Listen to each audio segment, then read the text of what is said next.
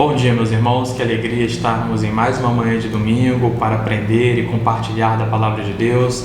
Dessa vez, um domingo ainda mais especial para a nossa igreja. Assim que nós terminarmos essa escola bíblica discipular, estará acontecendo ali no nosso templo antigo o batismo de alguns irmãos que estão chegando na nossa igreja. E eu acho difícil definir um momento da igreja que seja mais feliz e mais pleno do que o momento de batismo, onde irmãos nossos declaram publicamente que Jesus Cristo se tornou o Senhor e Salvador de suas vidas. É um momento sublime, é um momento ímpar, e eu tenho certeza que muitos de vocês que estão assistindo essa EBD em casa ainda virão para acompanhar esse momento conosco. E voltando para a nossa lição, eu gostaria já de antemão de pedir que vocês, para fazerem a leitura junto comigo, abrissem Deuteronômio 6, e nós vamos ler os versículos iniciais. E a respeito desse versículo, desse capítulo propriamente dito, eu me lembro que eu fiquei extremamente feliz quando o pastor Márcio, fazendo a distribuição dos textos bíblicos que seriam abordados pelos autores das lições, ele direcionou esse livro esse texto para que eu pudesse desenvolver esse estudo. E eu fiquei muito feliz porque esse texto ele é um texto que para mim tem um valor ímpar, tanto espiritualmente quanto historicamente falando. Esse texto ele é tido como o Shema Israel, que significa literalmente ouça Israel. Até hoje, meus irmãos, até hoje os judeus recitam esse texto ao acordar e ao entardecer. Tamanha a importância dele. Ou seja, da época em que o livro de Deuteronômio foi escrito até o presente momento, os judeus mantêm viva a tradição de recitar esse texto ao acordar e ao entardecer. Não somente esse, mas também Deuteronômio 11 e uma parte de Números 15, que é tido como Shema Israel de maneira completa. Eu gostaria de ler esse texto com vocês. Diz assim a palavra do Senhor: Esta é a lei, isto é, os decretos e as ordenanças que o Senhor, o seu Deus, ordenou que eu ensinasse a vocês, para que vocês os cumpram na terra para o qual estão indo, para dela tomar posse. Desse modo vocês, seus filhos, seus netos temerão o Senhor, o seu Deus, e obedecerão a todos os seus decretos e mandamentos, que eu lhes ordeno todos os dias da sua vida, para que tenham uma vida longa. Ouça e obedeça, ó Israel, assim tudo lhe irá bem, e você será muito numeroso numa terra onde há leite e mel com fartura, como lhe prometeu o Senhor, o Deus dos seus antepassados. Ouça, ó Israel, o Senhor, o nosso Deus, é o único Senhor. Ame o Senhor, o seu Deus, de todo o seu coração, de toda a sua alma e de toda a sua força. Aqui, o autor de Deuteronômios, ele vincula diretamente as bênçãos do Senhor, uma vida plena, ao ensino das ordenanças, das obrigações, do respeito, da obediência para com Deus, aos seus filhos, os seus netos e todos os seus descendentes. Ou seja, aquilo que eu faço em relação a Deus, a forma com que eu obedeço, a forma com que eu cumpro os seus mandamentos e, consequentemente, como eu irei ensinar os meus filhos e os meus netos a fazerem exatamente esse tipo de coisa, estão intimamente ligadas às bênçãos que serão destinadas às futuras gerações. Meus irmãos, antes de entrar na lição propriamente dita agora, eu gostaria de orar com vocês, pedindo que Deus ilumine esse momento e que Deus nos dê sabedoria para aprender aquilo que a palavra dele tem a nos revelar. Oremos. Pai de amor, glorioso Deus, nós lemos a tua palavra, Senhor, e agora nós pedimos que o Senhor fale profundamente aos nossos corações, Pai. Que o Senhor venha revelar aquilo que o Senhor quer que aprendamos, Pai, aquilo que irá direcionar o nosso caminho de acordo com a tua vontade. Obrigado, Pai, pela tua palavra que foi escrito há milênios atrás, Pai. Que ela chega até nós hoje devido à fidelidade de diversos irmãos que viveram antes de nós, mas que muitas vezes a preço de sangue, Pai, se esforçaram para que a palavra chegasse até nós. Nós oramos agradecidos pela vida dele, Deus, e oramos pedindo que o Senhor nos capacite para sermos exemplos iguais, Pai. É a oração que nós fazemos no precioso nome de Jesus. Amém. Queridos, eu tenho certeza que assim como eu, na minha época de estudante, em meados do ano 2000, vocês também tinham suas matérias preferidas na escola. Eu tinha um grande apreço por história, geografia e literatura. Da mesma forma, eu tinha pavor a toda e qualquer matéria que se referisse à área das ciências exatas. Eu era um terrível aluno de matemática. A física para mim nunca existiu. E química eu não tenho nenhum adjetivo para qualificar a minha pessoa enquanto um aluno da matéria química. Mas eu me considerava um excelente aluno de história, de geografia e de literatura. Eu gostava tanto de história que antes do ano letivo se iniciar, eu praticamente já tinha terminado o livro. Assim que o livro chegava na minha casa, o livro de história, eu já começava a lê-lo. E quando as aulas começavam, normalmente eu já tinha terminado de ler aquele livro. Esse desejo, essa paixão pela história, me ajudou a entender que a história não é um somatório de fatos. A gente não analisa a história como vários fatos isolados jogados no mesmo cesto e você fala assim, vou estudar a história de Roma, e você tira aquilo ali como se não dependesse das outras histórias, como se Roma não tivesse dependido da Grécia, como se a Grécia não tivesse dependido do Egito e assim por diante. A história é um organismo vivo que caminha durante a existência humana. Ela sofre modificações, ela sofre transformações, mas tudo condicionado ao mundo e à forma com que ele se relaciona com nós. Nós transformamos a história, nós modificamos a história faz parte de um organismo vivo, literalmente. O que a gente aprende na história, quando a gente a estuda, é literalmente o radicalismo das suas transformações. Nós vamos ver grandes impérios ascendendo, grandes impérios caindo.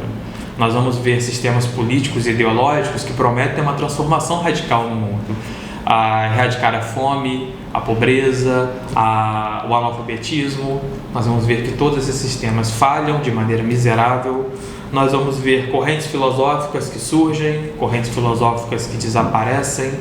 Hoje nós vivemos um tempo em que diversas ideologias e diversas linhas de pensamento vêm surgindo, e a tendência é que eles desapareçam de maneira breve e daqui a pouco eles não deixem lastro nenhum na história. Para citar alguns exemplos de acontecimentos assim fantásticos na história, nós vimos a grandiosidade do Egito, inclusive Egito, que era a força dominante na época que Moisés escreveu Deuteronômios, ou um pouco antes. Aqui o Egito já estava em declínio, mas era uma grande força. Nós vamos ver a Roma da época de Jesus e de Paulo, que dominava tudo e todos. Nós tínhamos a famosa Pax Romana. O que consistia a Pax Romana? Roma era tão forte militarmente que Roma chegava numa cidade com suas legiões de soldados, dominava aquela cidade, e o imperador declarava: a Pax Romana chegou para vocês.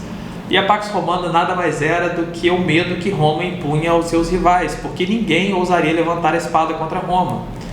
Então era literalmente uma paz conseguida pela opressão, de falar assim: olha, fica tranquilo, porque Roma dominou vocês, e agora ninguém vai se levantar contra vocês por medo a Roma.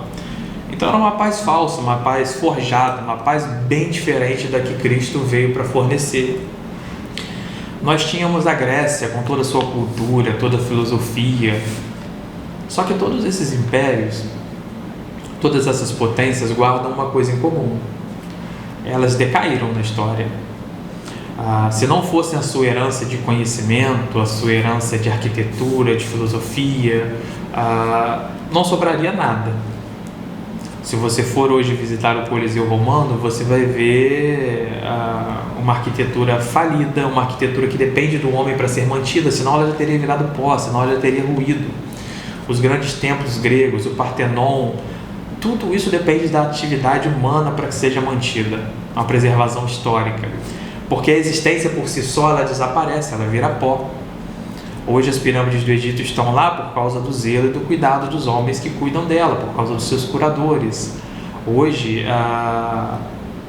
essas potências históricas, elas só existem mediante a ação humana. Todavia, meus irmãos, existe um fato na história que permeia do início e nós podemos afirmar com toda certeza que irá permear até o fim, de maneira inalterada, de maneira plena, de maneira única, que é a revelação do nosso Deus. Ela vem do início da história e ela certamente irá até o final da nossa história de maneira plena. Certamente em algum momento com maior intensidade, outros com menor intensidade, mas ela nunca vai perder a sua relevância na história, porque Deus caminha soberano do início ao fim de todos os tempos.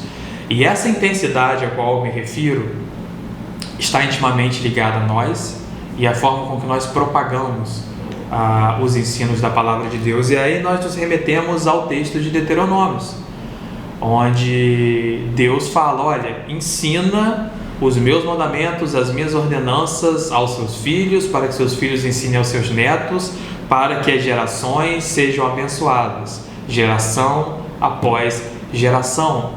Então isso depende de nós. Essa intensidade com que a palavra de Deus é propagada no mundo e a bênção que será destinada às gerações através da propagação do Evangelho está intimamente ligada à nossa vontade, à nossa disponibilidade de ensinar às gerações futuras como Deus caminha soberano na história e como andar debaixo dos teus mandamentos e debaixo das suas ordenanças abençoa o mundo no qual vivemos. Esses decretos, meus irmãos, essas ordenanças, eles foram apresentados a Moisés no livro de Deuteronômios, e eles se mantêm vivos na história, a começar pelos profetas, Israel, depois Jesus Cristo, os apóstolos e por fim nós, a igreja. Se vocês perceberem, tem sempre um organismo, tem sempre um agente, tem sempre um grupo responsável pela essa propagação para que as gerações futuras sejam abençoadas. Hoje essa responsabilidade é nossa. Hoje a bênção destinada às gerações futuras depende exclusivamente da nossa atuação e nós devemos assumir essa responsabilidade. A única coisa que nunca muda, como eu disse, é o caminhar de Deus soberano na história. Então vamos para o nosso capítulo 1, que diz um caminho perigoso. Eu costumo dizer, meus irmãos, que o homem da nossa era contemporânea, do momento que nós vivemos, é um homem que caminha sobre a areia. É um homem que caminha sobre a areia porque, com uma sutileza diabólica, verdades antes inegociáveis agora jazem sobre o conceito do relativismo. Mas aí nós podemos perguntar: o que é o relativismo? O relativismo é uma corrente filosófica que destrói toda e qualquer possibilidade de uma verdade absoluta. Ou seja, tudo se torna relativo. Aquilo que é verdade para mim não é necessariamente uma verdade para você.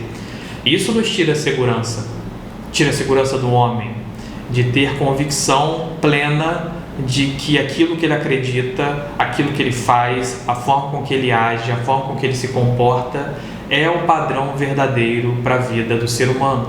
Aquilo que ele acredita é a única verdade realmente sólida, realmente consistente, porque as verdades se tornaram relativas. Eu posso ter uma verdade para mim, você tem uma verdade para você, e assim caminha o mundo. Assim, o relativismo ele busca destruir toda e qualquer verdade pré-determinada. A premissa que sustenta esse movimento filosófico, essa corrente filosófica, afirma que não há necessariamente um certo e um errado. E isso mostra muito o mundo em que nós vivemos hoje. O conceito de certo e de errado também foi completamente destruído. Hoje nós não sabemos mais o que é certo e o que é errado. Nossos filhos na escola hoje já não sabem mais o que é certo, o que é errado.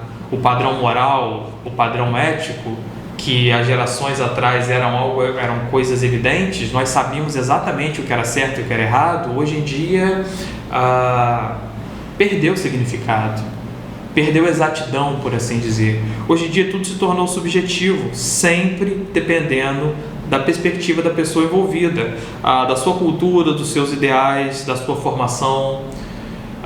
Então, comportamentos que antigamente eram tidos como abomináveis, comportamentos antissociais, hoje em dia eles são relativizados.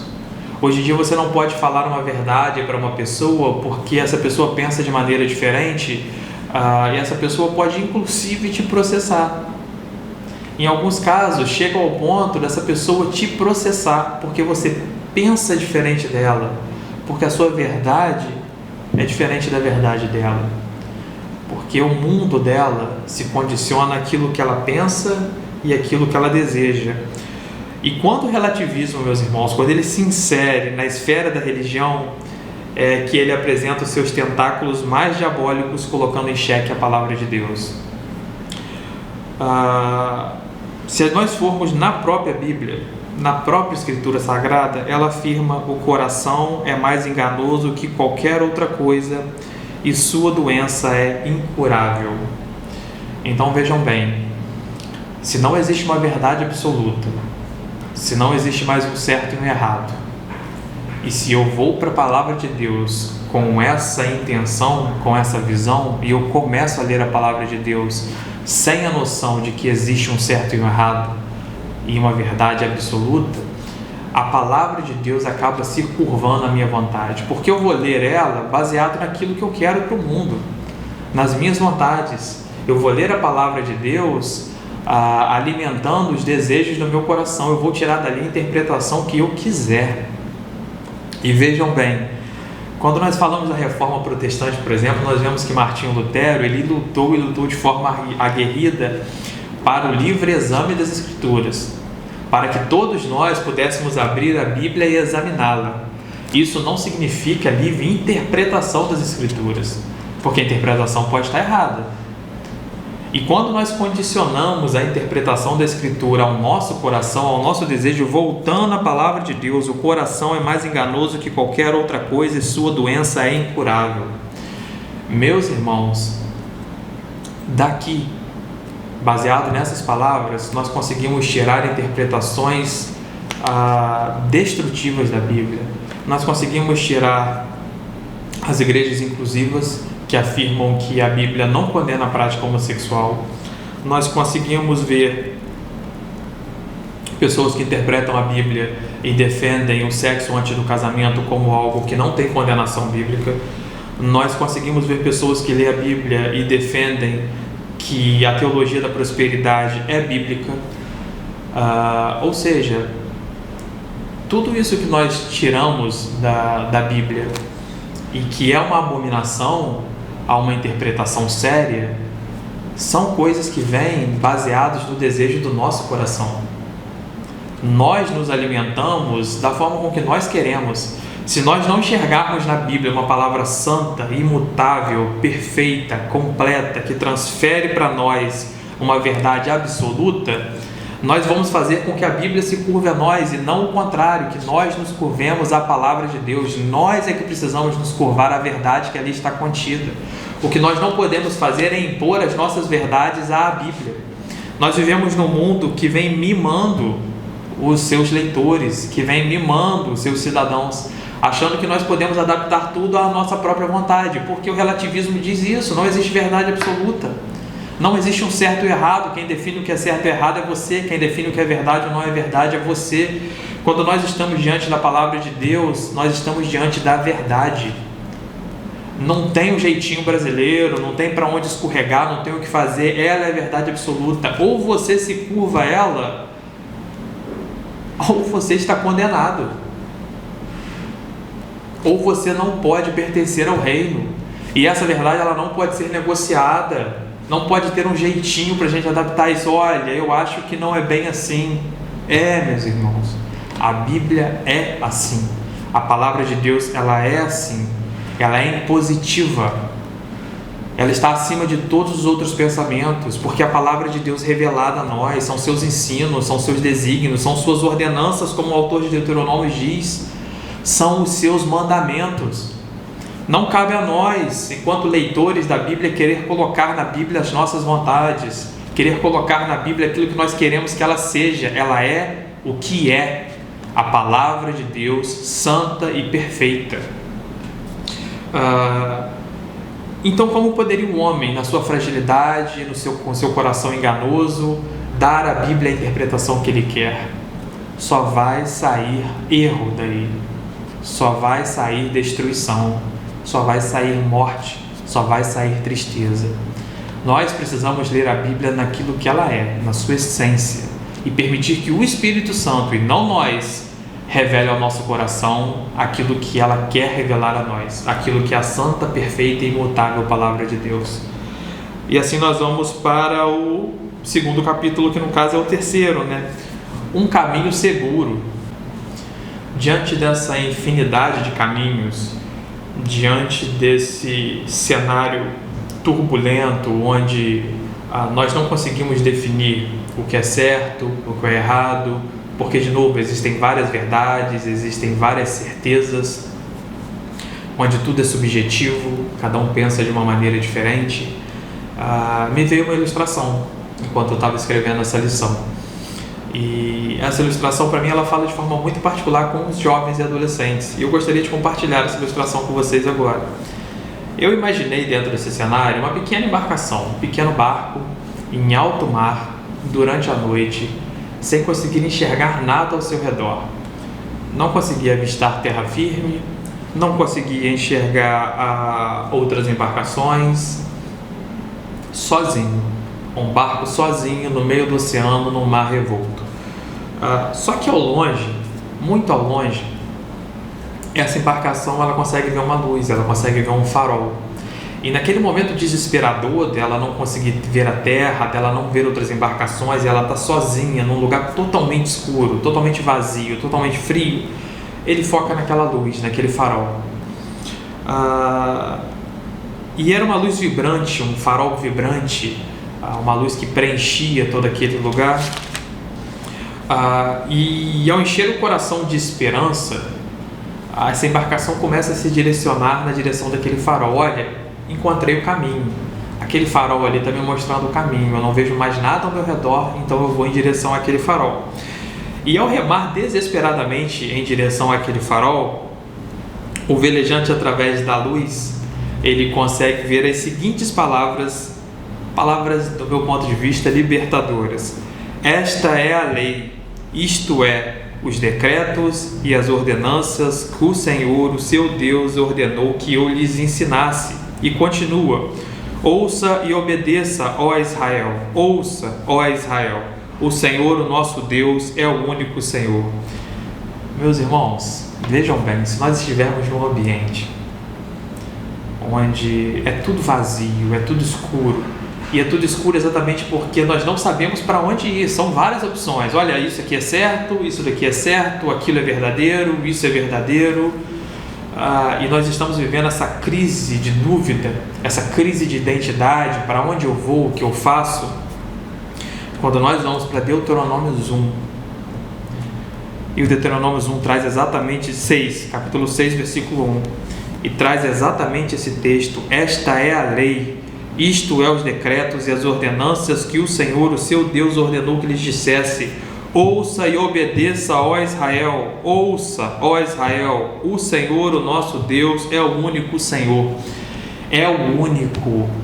Ouça e obedeça. Deus dá um direcionamento central, único, preciso, que não permite variação, não existe outra verdade, não existe outro caminho. Esse é o farol que ilumina toda e qualquer embarcação que está perdida no mundo de escuridão. Eu sou o seu Senhor, ó Israel. Eu sou o seu Senhor, ó Pibipado. Eu sou o seu Senhor, ó adolescente. Eu sou o seu Senhor, ó pai, ó jovem, ó marido, ó esposa. Eu sou o seu Senhor, o único Senhor. Ouça e obedeça. Não existe mais lugar para você ir, irmãos. Não existe mais caminho a ser adotado, é só esse. Ouça e obedeça. Eu sou o seu Senhor. Olha a firmeza dessa rocha. Olha a segurança desse caminho, olha como Deus trabalha a segurança no coração do ser humano. Em meio a um mar de dúvidas, para onde que eu vou, o que eu faço, em que eu acredito, Deus se levanta e fala assim: eu sou a verdade, eu sou o caminho, eu sou o único Deus, me ouça e me obedeça. Parece que esse ouça e obedeça é escravizador, mas na verdade ele é libertador. Porque o que Deus está falando é falando assim: olha, não se importe mais com nada, foca em mim. Dissipe suas dúvidas, foque unicamente em mim, só em mim. Se abstraia do mundo, não tenha mais dúvidas. Eu sou o caminho, eu sou a verdade absoluta. Não relativize a verdade. Eu sou o único Deus. Obedeça as minhas vontades, obedeça os meus planos para a sua vida.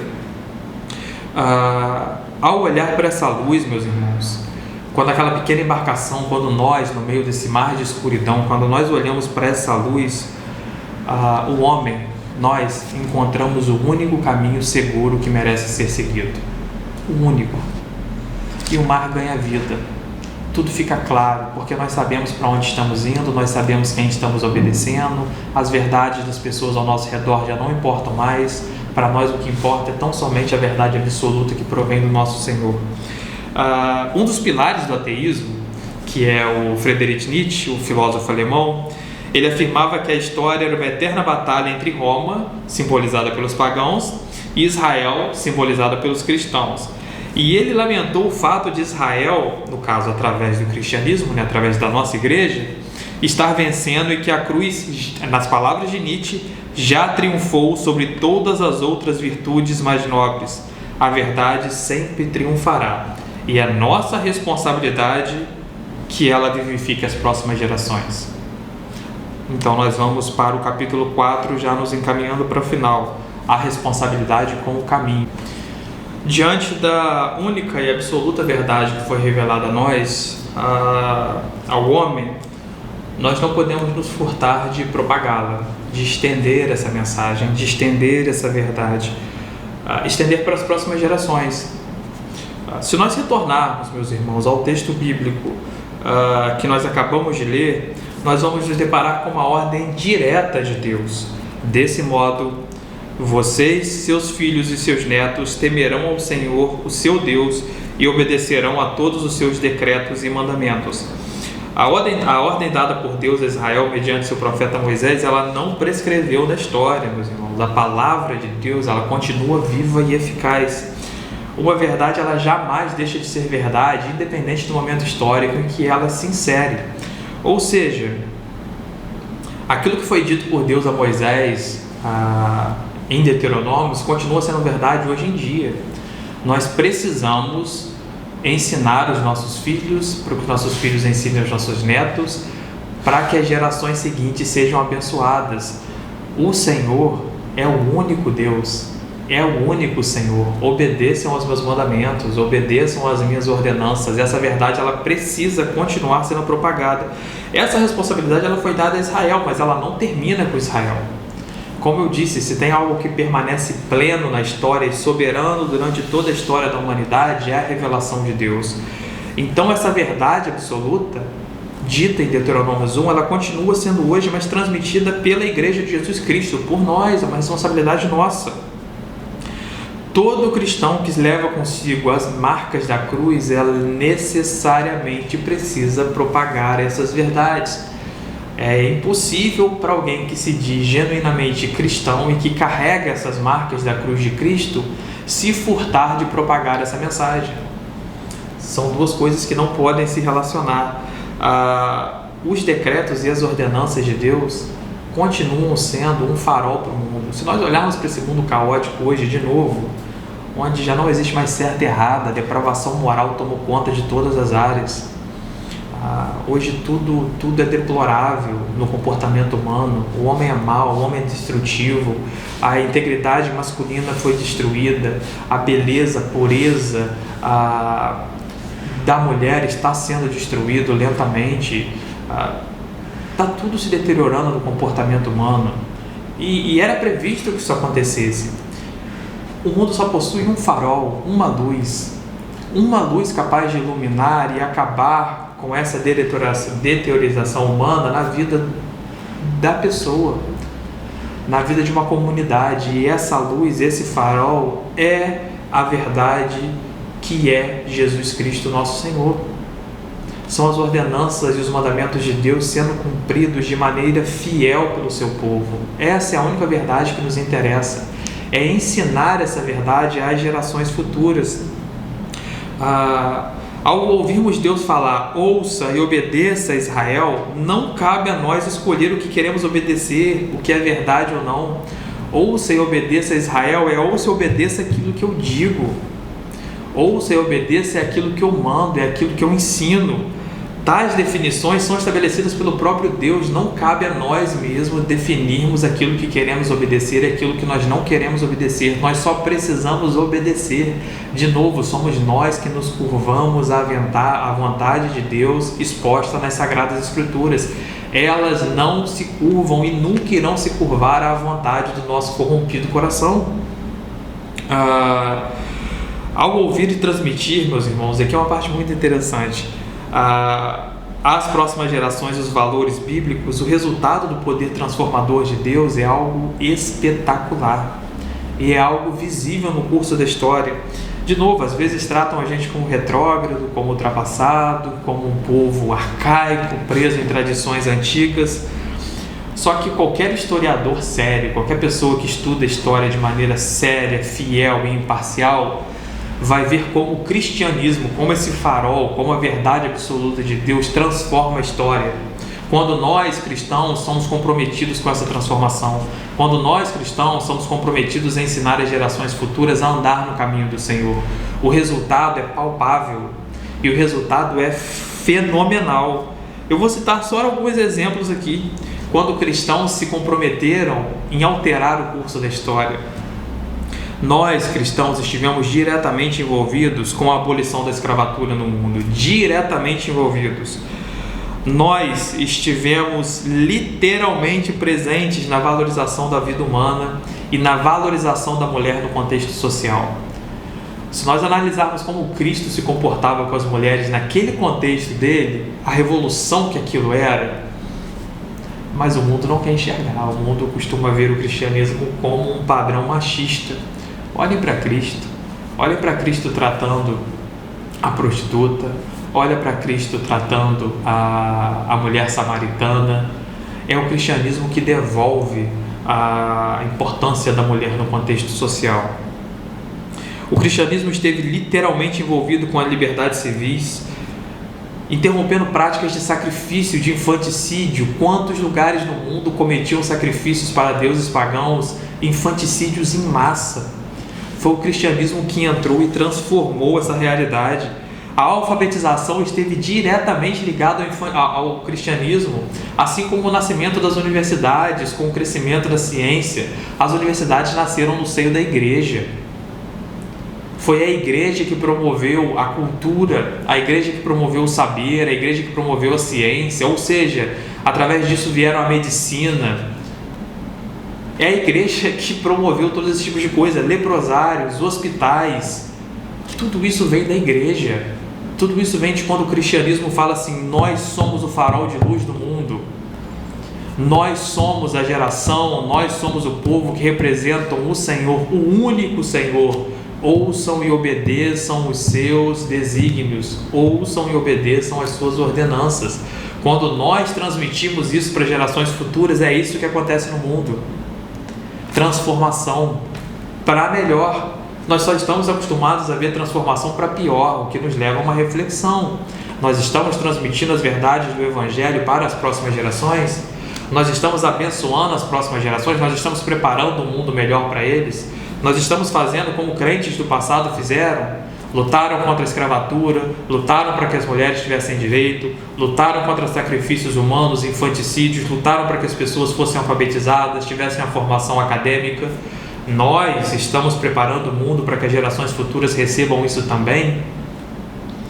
Isso precisa ser ponderado. A influência da palavra de Deus no mundo, meus irmãos, ela é incomensurável. Não dá para medir como a palavra de Deus transformou o mundo em que nós vivemos. A pergunta que resta para nós é: o que nós temos feito com os decretos e as ordenanças do Senhor?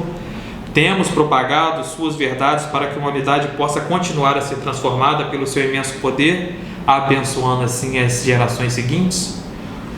Ou nós nos temos omitido e cedido diante do relativismo? Não é bem assim. Se a gente fizer assim vai ser muito radical. Mas o mundo já não tolera mais esse tipo de coisa. Se eu falar que pecado é pecado, não sei não. eu acho que vão se virar contra mim, eu vou perder o meu grupo de amigos. Ah, se eu falar que o meu amigo que está tendo um relacionamento extraconjugal, querido, isso é pecado. Querido, isso vai destruir sua família, isso não faz parte do plano de Deus para você. Ah, ele vai romper amizade comigo. Ah, eu tenho teto de vidro, eu não posso falar. Nós temos uma verdade, e a verdade ela não pode ser ocultada. A verdade ela tem vida própria, e principalmente quando essa verdade é o nosso Deus vivo, fulgante, um Deus que rompe todas as barreiras. Meus irmãos, nós não podemos reter essa verdade. E aqui eu vou para a conclusão, e eu sempre gosto de ler a conclusão com vocês. E assim diz o texto. Ao lermos os 5 primeiros versículos do capítulo 6 do livro de Deuteronômios, nos deparamos com uma ordem direta. Ouçam, obedeçam e transmitam às próximas gerações. Não existe possibilidade de vida cristã à margem dessa determinação. Ao acompanharmos a história do desenvolvimento do homem, percebemos que tal ordem do Senhor não é um capricho vaidoso, mas sim um instrumento poderoso para a transformação do homem. A palavra de Deus e seus valores são a verdade capaz de transformar a realidade humana e tem demonstrado isso durante as eras. O homem que se humilha diante de Deus e abre mão de sua autossuficiência, reconhece em seu coração o poder transformador dessa verdade. Neste momento, já não existirão mais dúvidas e questionamentos, apenas a certeza e a fé de que Deus é o porto seguro em meio ao caos. E, sendo assim, isso precisa ser repassado com amor e devoção para as próximas gerações. A fé, apenas para nomear uma dessas virtudes, possui seus milhares de mártires, aliás, seus milhões. A ciência é um dos principais veículos do relativismo, por sua vez, apenas alguns poucos. O famoso Johann Kepler praticou a astrologia contrariamente às suas convicções com o intuito de se sustentar.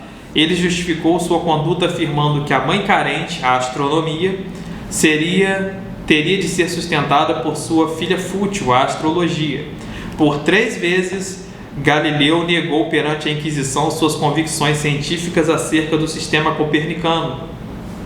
Seu medo da execução foi maior que seu amor à ciência. Ora, quem deseja morrer pela afirmação de que a Terra se move? A certeza científica não é capaz de se manter frente à fogueira e à estaca.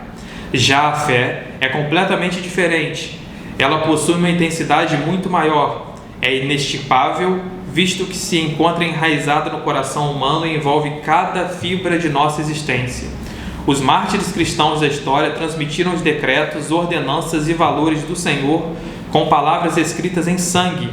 A arena e a fogueira, o enforcamento e os demais meios cruéis utilizados na execução desses homens não foram capazes de impedir que os ensinos do Senhor fossem comunicados às gerações seguintes. E, hoje, cá estamos nós lendo sobre seu poder na história.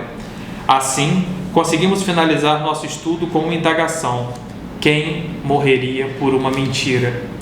E aqui existem 3 propostas para a gente pensar e agir. Você se deixa abalar pelo questionamento da sua fé? Tenha certeza que, se permanecermos firmes no Senhor, Ele guiará os nossos passos. Se envolva com o evangelismo, coloque-se à disposição do Senhor para propagar e transmitir a sua santa palavra. Meus irmãos, assim nós terminamos essa lição e eu espero vocês no próximo encontro. Que Deus os abençoe.